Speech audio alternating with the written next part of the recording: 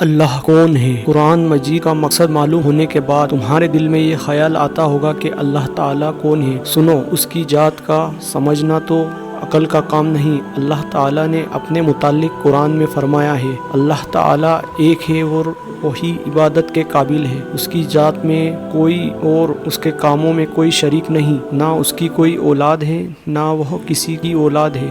وہ آسمانوں اور زمینوں کا نور ہے، وہ ہمیشہ سے ہے اور ہمیشہ رہے گا۔ اس کو نہ نیند آتی ہے نہ اونگ۔ آسمانوں اور زمینوں میں جو کچھ بھی ہے سب اسی نے پیدا کیا۔ بغیر اس کی مرضی کے کوئی اس کے سامنے کسی کو سفارش بھی نہیں کر سکتا ہے۔ جو کچھ ہونے والا ہے اور جو کچھ ہو چکا ہے سب اس کو معلوم ہے۔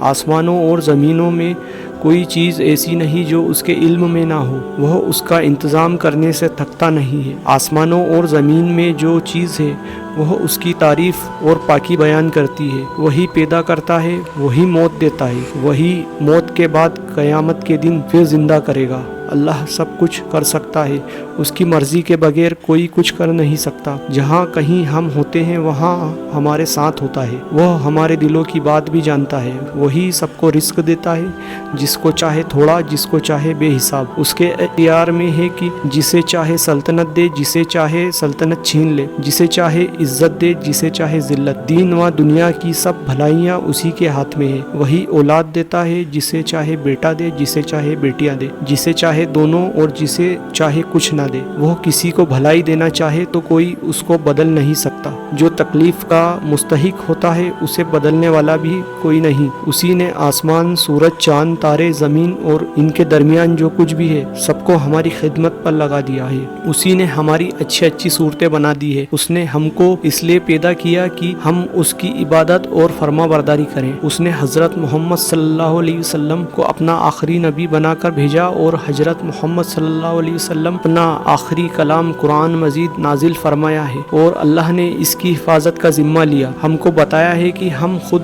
بھی قرآن مجید پڑھتے رہیں اور دوسرے لوگوں کو بھی سمجھاتے رہیں۔